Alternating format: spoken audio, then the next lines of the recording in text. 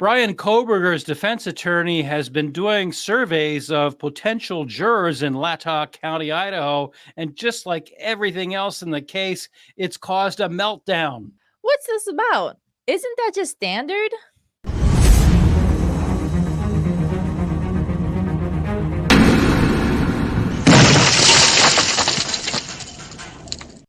Brian Kohberger's attorney hired a professional consultant to make sure they can find an unbiased jury in Latah County. I'm Lainey Law. And I'm attorney Andrew Myers. So why is this a problem? Isn't that just something normal that attorneys do?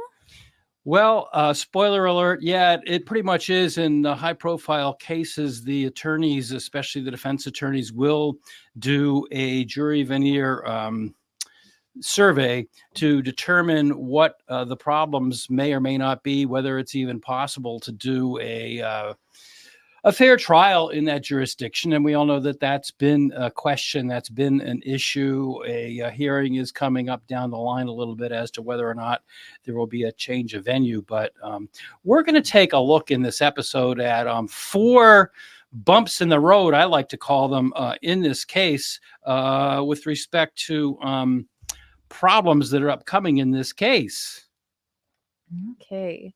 So we have no hearing for you. Oh, okay. So what that means is this. All right. We're going to jump right into it. What happened is that Brian Kohberger's defense attorney hired a very good firm, a very experienced firm, to ask questions of potential jurors in Latah County. And allegedly, we're going to get into the documents in a minute so you can see, and we'll back all of this up. But allegedly, what happened was the prosecution knew about it all the way back on March 8th. But it was found out or discovered, or, they went back and forth around March 21st or March 22nd that, oh, no, we got to have a meeting and talk about this. And then at the very last minute, the prosecution, the state, brought a motion, and the court shut Ann Taylor, the defense attorney, down and told her, you got to stop this. And they told her to stop it without so much as a hearing. And she said, that, my friends, is a due process violation, because under the Constitution of the United States, whenever there's a serious issue, an individual has a right to a hearing with notice and an opportunity to be heard. And any law school student, and most people that read about these things, know that that's what due process is. But the court shut the whole thing down and said no, without a hearing. Now, there's going to be a hearing, but that's what happened. And so our slide is like, no hearing for you. Those of you who watched Seinfeld remember the old soup Nazi who you would stand in line for a half hour to get your soup. And at the last minute, he said, no soup for you. So I have a question. So Sure. She's getting the professional consultant to find that unbiased jury. Now, is this something that she should have asked for permission to do and she didn't do? How are they shutting her down? What would be the reasoning for that? As I had indicated before, the prosecution knew all about that this was happening. And we're going to take a look in a second at some documents that give you the whole background of the thing. And here's the first document that I'm going to show you. It's a memorandum in support of the objection to the state's motion for an order prohibiting contact with prospective jurors absent leave of court. So what all that means, and we're not going to dive into every single word. There's some people out there that say, oh, there's new docs, and then they read every word. But in bold, you see telephonic surveys to explore the media stories the juror population has been exposed to is not a violation of the court's revised gag order. Now, that's Ann Taylor, Brian Kohberger's attorney's position, and we'll get into the prosecution position in a minute. But the prosecution had basically said that because Ann Taylor's expert was calling people in Latah County, that was a violation of the non-dissemination or gag order. And she correctly pointed out that what the consultant was doing was not disclosing any evidence, which would be against the gag order. What was being disclosed in these phone calls to potential jurors was media reports. And they cited 3 newspapers in that area, and they pointed to newspaper allegations, and that's what the people were being asked about. So what Taylor said in this motion was that the defense is aware of these prohibitions in the gag order. After all, the defense wrote the original order way back in January of 2023, upon which it is based. So her point was that, yeah, they knew all about it. Now, she hired an expert by the name of Dr. Edelman. After extensive research of the media coverage in this case and with the approval of counsel, designed the media influence questions around statements that have been in the media. And she pointed out that there is no realistic possibility that this would affect jury selection in Latah County. The problems with the county were not of the defense's making. They're what the defense wishes to expose to the court. So in other words, what Ann Taylor was saying in this motion was that the problem here is all the media coverage, and we want to find out if the jury has been affected by the media coverage. And they cited to newspapers and what had been in the newspaper, not what had been in the evidence. So the state's motion is filed against the backdrop of Mr. Kohberger preparing for his motion to change venue.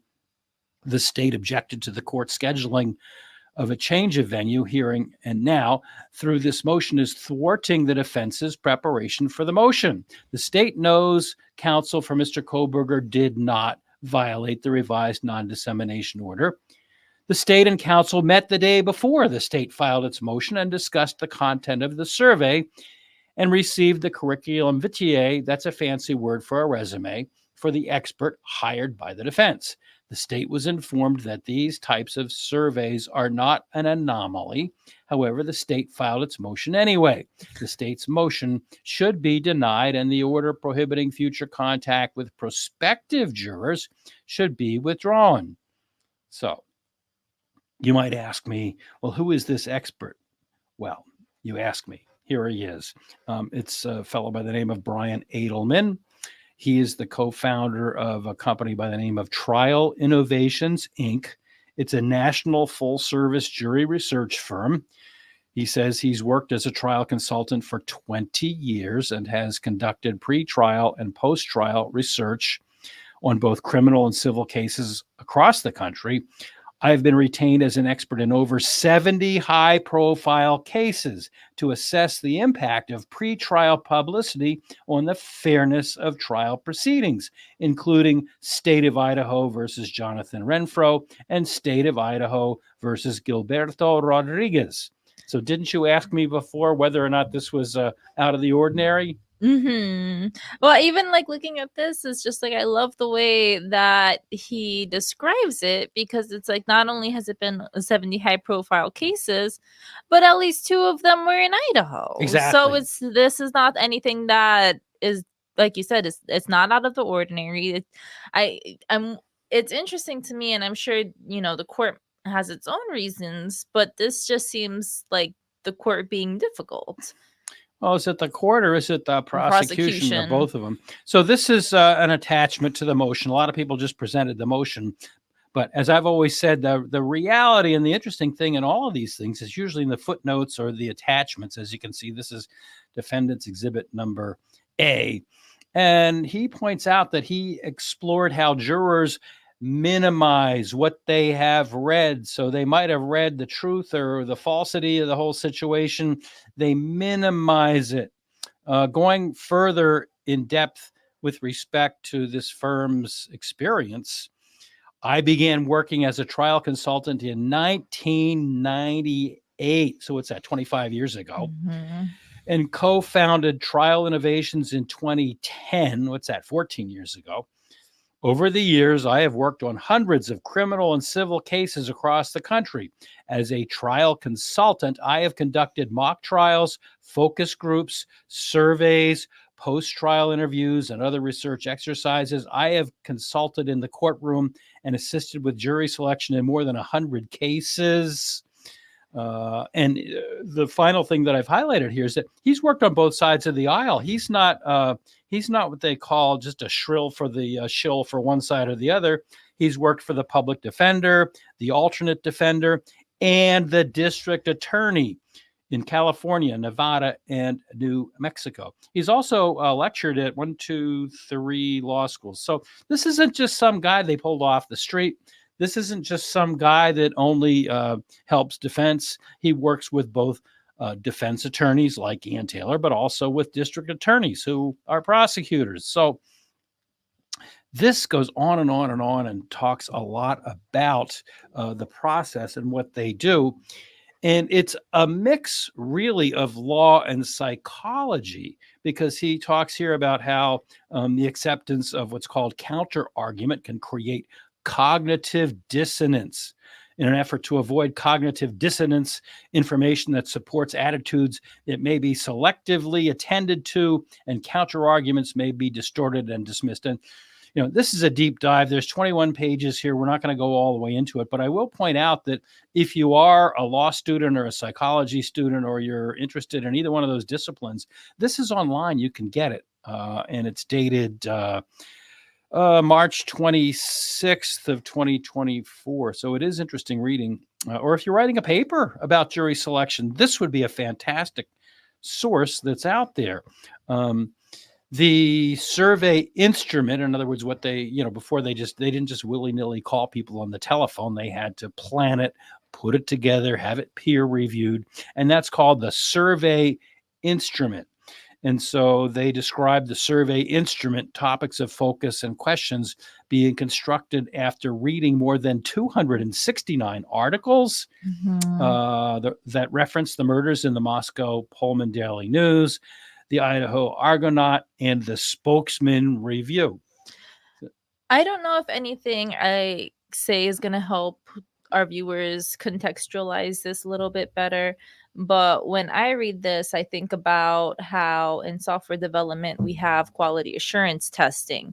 And so you may have a software that, you make a program and then you got to test it. You don't just go in and do the tests that you think are going to be what's working. Like, it's just like, okay, if you press this button, you have to, before you go into testing, you have to lay out your plans. You have to make each single step. You have to make past cases, fail tests. So I imagine that this was done very similar, where they have all these articles and they have to design this entire process before they even start to execute it. It's not like, okay, I'm going to hire this person and then they start calling people.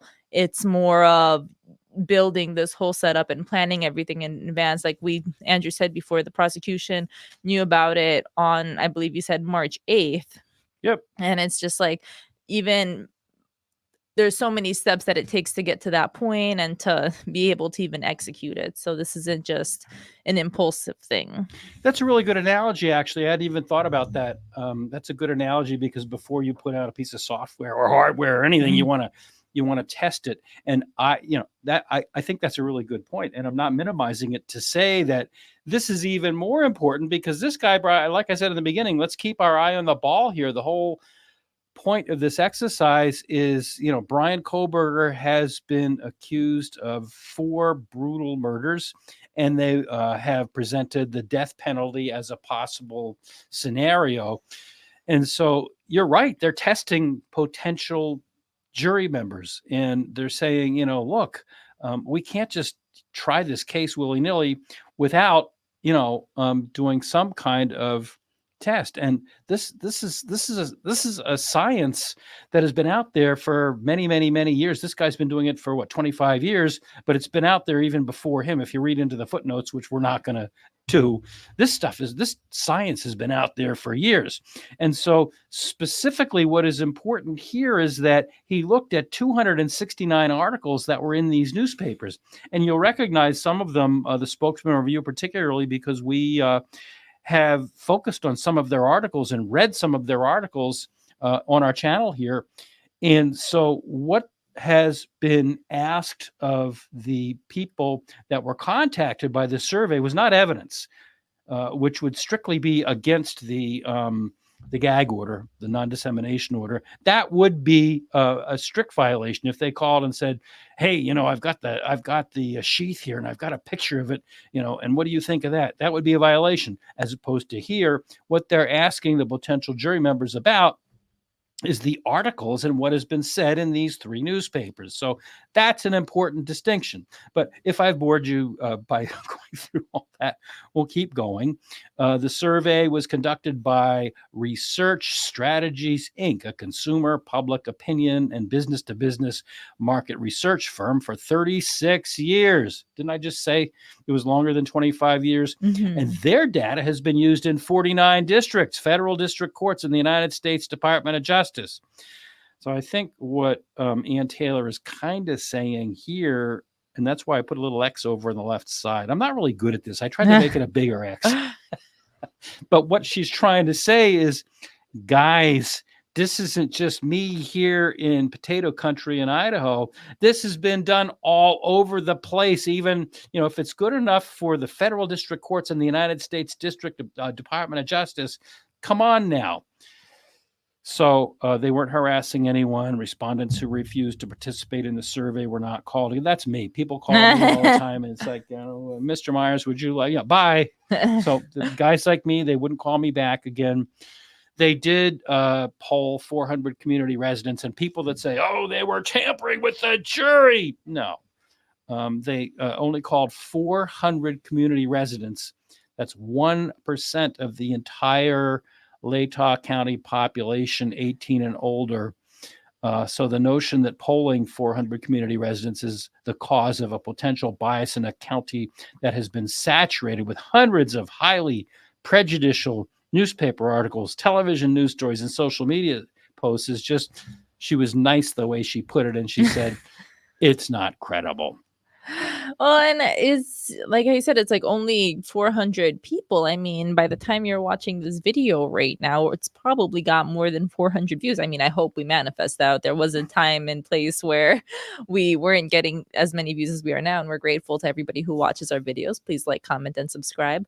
But 400 people is not a lot of people. And obviously they're not calling these people and being like, these are the facts. They're just asking questions. This is a reputable institution that's doing it, So let's take a look at what the state had to say. This is the declaration in response to the defendant's motion to rescind the order for failure to provide due process. So this is, you got to pay attention to the way they shade these words. Instead of just saying, I'm the prosecutor, he says, comes now the undersigned prosecuting attorney for Latah County, Idaho, and as an officer of the court, declares and represent. Once we pass the bar and we're sworn in, we're all officers. So, all right. So he admits that they knew about this stuff all the way back on March 8th, but look at how this language is couched. On March 8th, 2024, our office received information from a Latah County resident who received an unsolicited telephone survey regarding the Kohberger case. Our office promptly forwarded that information to the Moscow Police Department for follow-up investigation to interview the person who received the call, ascertain the nature of the call, and determine who was responsible for the call. So notice how that's being treated as though it's a criminal thing. It's as though, somebody called and somebody was breaking in, so they called the police. I'm surprised. Now, I guess you have to say, I'm assuming because it's in legal documents that we have to assume that it's accurate, but I'd be really surprised if someone reported it themselves, I guess, is just what I'm thinking. I don't know.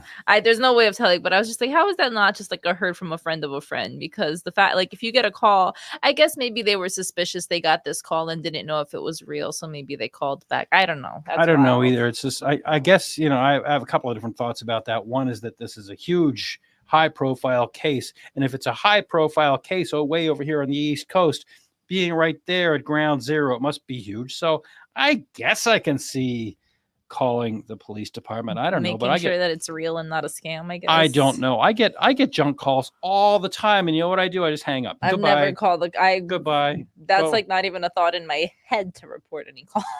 No, I just hang up and go on with what I was doing. And out of 400 people, Yeah.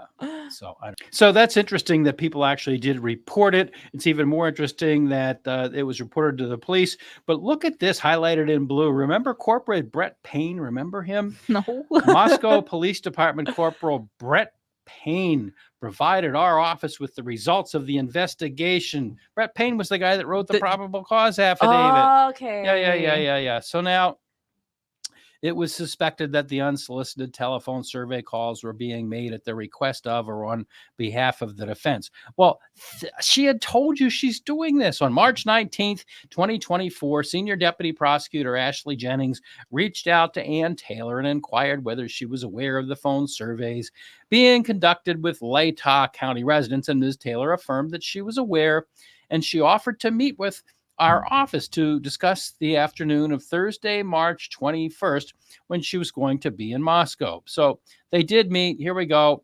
On March 21st, Ms. Taylor, defense investigator Rich Batante. That's a moment, because remember Rich Batante? He's the guy that wrote the affidavit with Bethany Funk saying that Bethany had exculpatory information. So this is a dent moment, because we still see that the investigator is working behind the scenes. I found that really interesting. But getting back to this rabbit hole, we expressed concerns to Ms. Taylor regarding the nature of the calls and the fact that the calls were affirmatively sharing purportedly factual statements.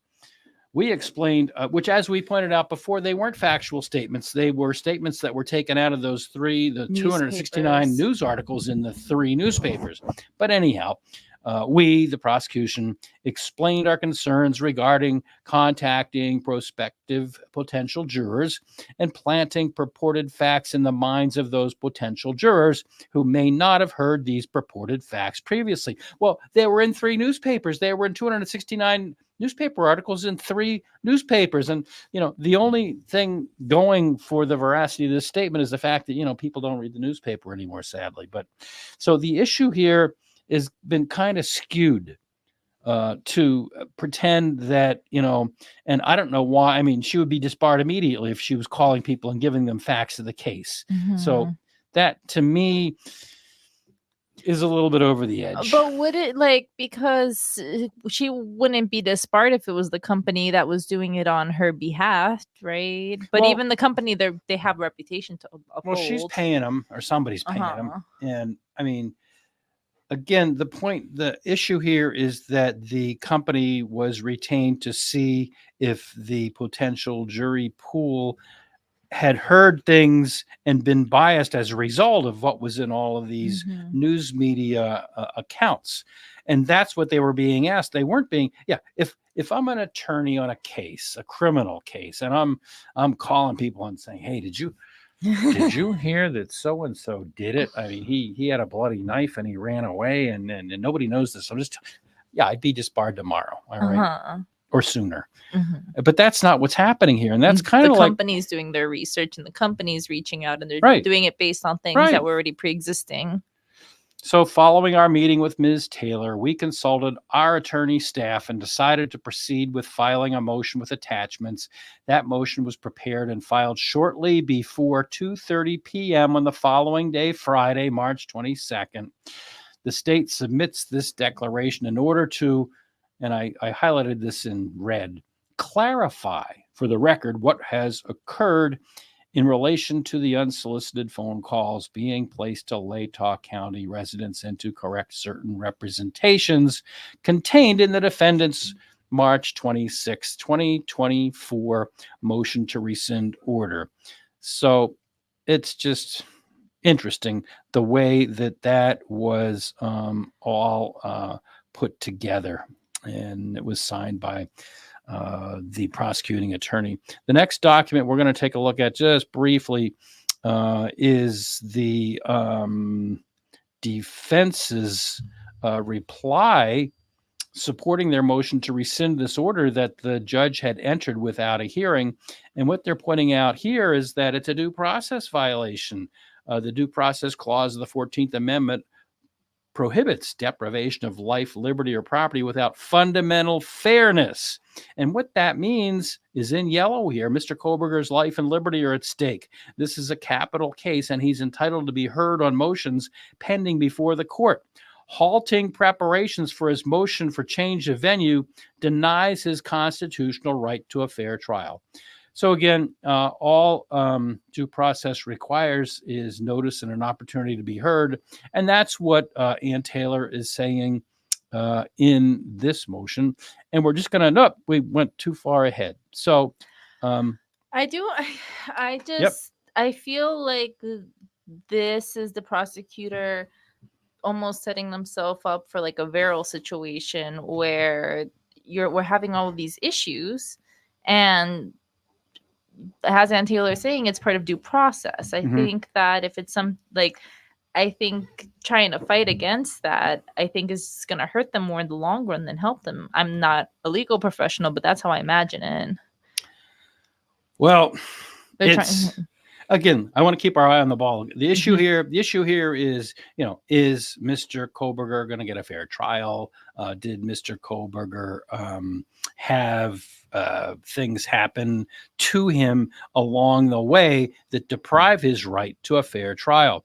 So getting back to our outline here, the state shut down the defense research without a hearing. They shut it down without even opportunity to be heard or notice. And so there's a real question, is this a due process violation? And so, as we pointed out, the empire struck back. The state, rather than looking into the facts of the whole thing and determining that it wasn't really evidence that was being presented, but instead it was newspaper articles or questions derived from newspaper articles from 3 newspapers in that area. Instead, they accused the defense of jury tampering and accused the defense of a gag order violation, and they raised the specter of poisoning the jury pool. So this requires a little bit of distinction between a jury and a veneer. The veneer is the group of all the people in the community who could potentially be called to court to be considered for jury duty. So this means anybody that's over the age of 18 and anybody who's an adult in Latah County, Idaho. That's a ton of people, and that's a veneer, and that is who the survey was targeted to. The jury is that group of people impaneled and sworn to sit for a trial and render a verdict, often but not always 12 people and 2 or 3 alternates. But so that's straight out of Black's Law Dictionary that I know some of the YouTube attorneys have it in their bookshelf. I have it in my bookshelf. But those are definitions, and it's important because the survey we're talking about was aimed at the veneer, not at the jury. And so to tamper with the jury is a very serious charge, which doesn't relate here. Finally, and the point of this whole presentation today is that potential jury research, and you asked me this at the very beginning, yeah, it's very standard in large profile cases. And if this isn't a large profile case, I don't know what is. I mean, you were mentioning in one of our previous episodes, the Johnny Depp Amber Heard case, huge case. The P. Diddy thing that's just happening that's huge. That's huge. It's crazy. If you let us know if you want a video on that. Yeah, well, I was thinking about that. OJ was huge. And in these huge cases, potential jury research is standard. Jury research like that being done by Brian Kohberger's defense expert, Brian Edelman, is standard in high-profile cases and has been used in 49 jurisdictions. They're surveying 1% of the potential veneer, not the actual jury, regarding media reports. And so whoever did these slides is going to be immediately fired because, they had the picture go over the words. So you're fired. Oh, wait a minute. Does that mean I can leave? But we can't. We're both a little fired because I was spell checking with you and I also missed that. Oh, so it's your fault. We're leaving now. Heads Bye. are going to roll here. Bye. Folks. Heads are going to roll. Okay, so there's an important distinction which appears to have been muddied up in the state's motion saying the opposite. Remember that little word that I circled in red. And the state in its motion said it was clarifying. Well, they really muddied it together because they were talking about tainting the jury when it's really the jury veneer. And they were talking about, imposing a prohibition against talking to people about evidence when that's really not what this is. This is looking at and asking questions based on 269 articles in 3 newspapers. So it's a distinction with a very important significance. And I would suggest that, it's just one more of those rabbit holes in this case. It's just one more of those rabbit holes that we keep seeing people go down. And it's just, it's unfortunate that this case has become such a Megillah because, the case we have to, like I said, keep our eye on the ball. It's about the very horrible, unfortunate deaths of Kaylee Gonsalves, Madison Mogan, Ethan Chapin, and Xana Kernodle, and what their families must be going through. And I now have, how do I say this? I've now actually, gotten a source that just tells me just how awful it really is for those families in person. I've heard it, and it's not a good thing that they have to watch this kind of stuff go on and on and on and on. And one wonders, if and when it will stop. It feels, I don't know. I just see it as just, and the prosecution has their reasons. Obviously, the prosecution is going to fight for their case, but it just seems being unnecessarily difficult. It just seems, as Anne put it, an obstruction of justice. I think that if it's a credible institution, that's been doing this for, the person that did it has been doing it for 25 years. The institution's been doing it for 30 plus years. I don't see why this has become such an issue, and I don't understand why she's being stopped for this. It just doesn't make sense to me. And another issue that comes up is that, if and when a jury is ultimately seated in this case, and it's going on right now in the Chad Daybell case, that's available that we can watch live. It's kind of to most people, but it's interesting to those of us who have impaneled juries. They're very, very carefully and assiduously and at great length, conducting voir dire on this veneer of potential jurors. Also, coincidentally, in Idaho, and they asked them a lot of questions. And the reason I bring it up is because, all of these people are brought into the courtroom and they're asked a lot of pointed questions, and the attorneys get up and talk to them and ask them, is there any reason why you can't be fair? One of the questions by one of the attorneys in the Chad Daybell case this week was, is there anybody that doesn't want to be here? Because you don't want somebody in the jury that's just sitting there looking at their watch and going, I wish I was, I kind of would rather be in the bar, or I'd kind of rather be in school. I pay a lot of money for my tuition and I wouldn't mind being at my classes. So the questions that they ask aren't just simply, can you be fair? Because, when I first started practicing a million years ago, that was about the extent of it, at least in my 2 jurisdictions. You'd get a little card and it would have the jury background, and every now and then you'd get one that was honest and said, yeah, I work for an insurance company. Well, that's a for cause bounce. You get them off the jury immediately. But often they want to be on the juries. And so you didn't really get the opportunity to ask much of anything other than judge sitting up there would say, is there any reason why you can't be fair? Oh, no, Your Honor. So now most jurisdictions, including mine and in Idaho, allow for fairly extensive voir dire at the beginning of a case. And so it would seem to me that if there were any errors, and I don't think there are going to be through this survey, jurors could bring it to the attention, Your Honor, yes, I was surveyed in this case. And yes, they asked me, one of the questions was, did you hear that Brian, and this is way down in the footnotes of the study we just looked at, did you know that Mr. Kohberger was arrested at his parents' home in Pennsylvania? Yeah, I got a survey and they said that. Well, think about that. Does that really affect your ability to be impartial?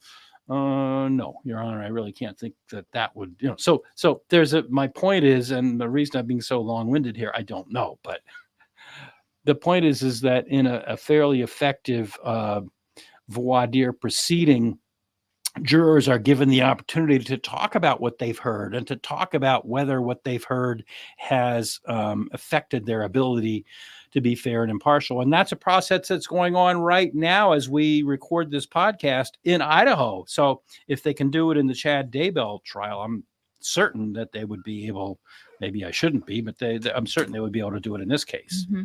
For our audience that's not familiar with the procedure, can you give a light overview of how jury is selected? Do you get, I think for most people's experience, you get like a letter in the mail or they call you, and then someone interviews you, and then from that is how they determine, right?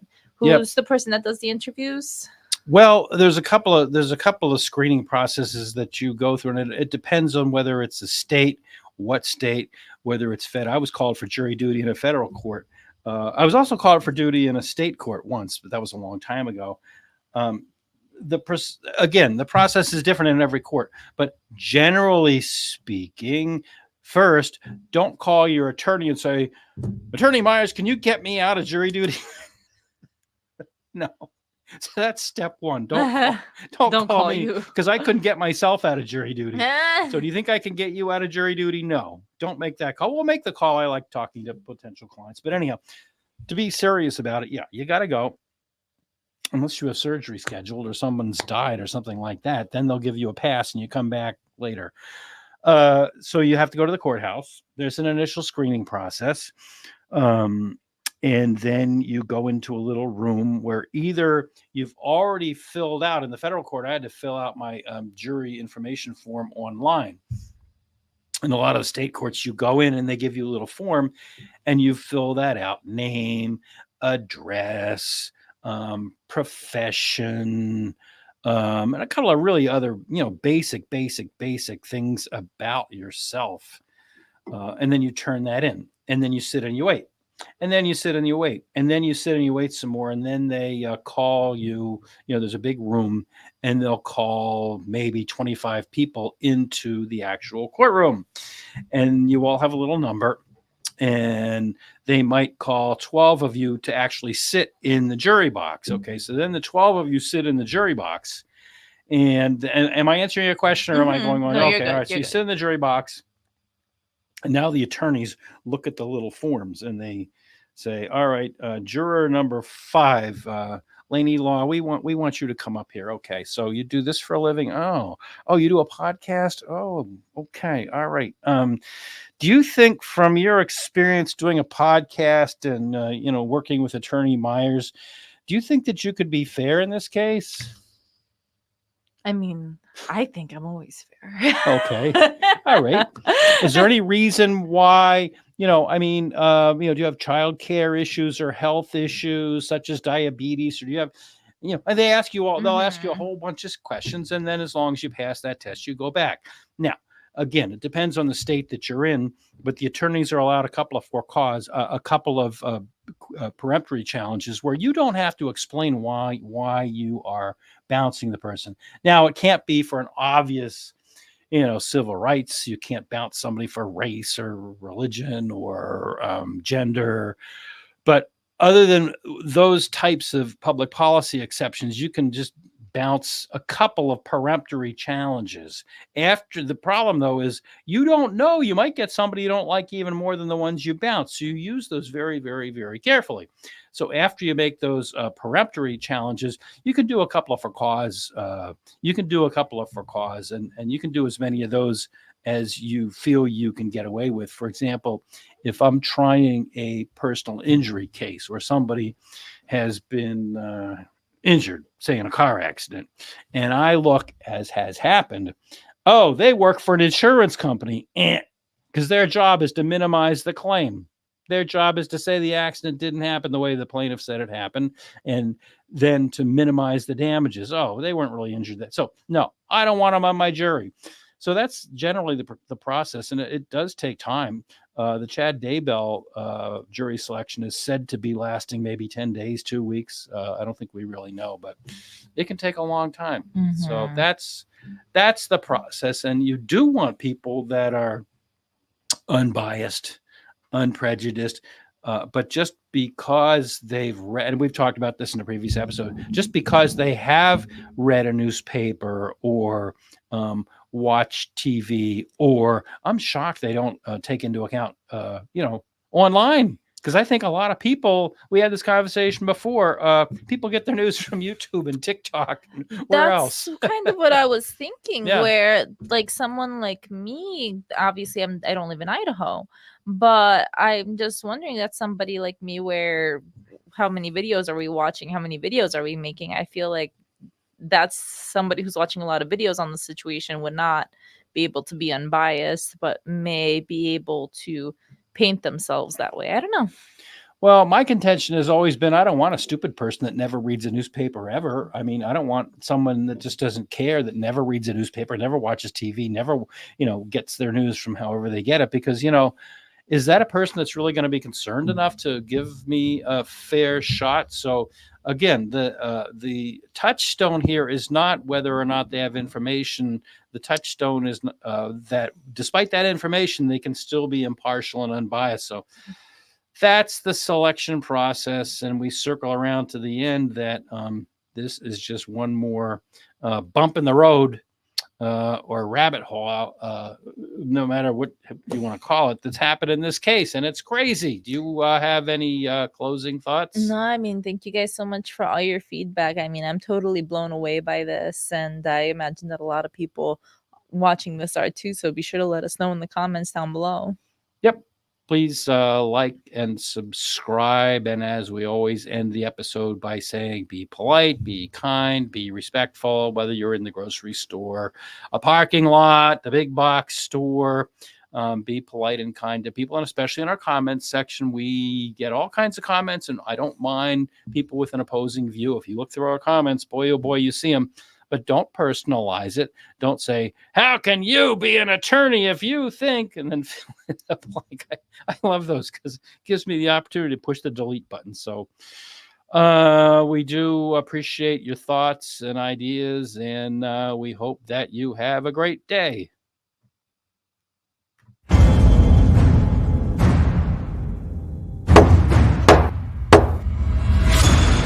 You have been watching About the Law, a production of the law offices of Andrew D. Myers in Methuen in the Merrimack Valley of Massachusetts and in Derry, just outside of Manchester, New Hampshire.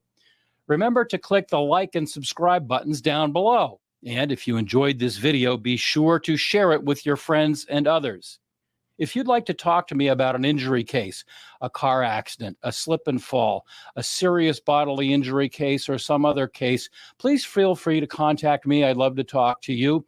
You can contact us through my website at attorney-myers.com. We have a contact us block, or you can call on one of the telephone numbers we've given there, or you can email me at andrew@attorney-myers.com. The foregoing is offered for informational purposes only. It is not intended as and does not constitute legal advice. Laws vary widely from state to state. You should rely only on the advice given to you during a personal consultation by a local attorney thoroughly familiar with state laws and the area of practice in which your concern lies. This podcast must be and hereby is labeled advertisement in some jurisdictions.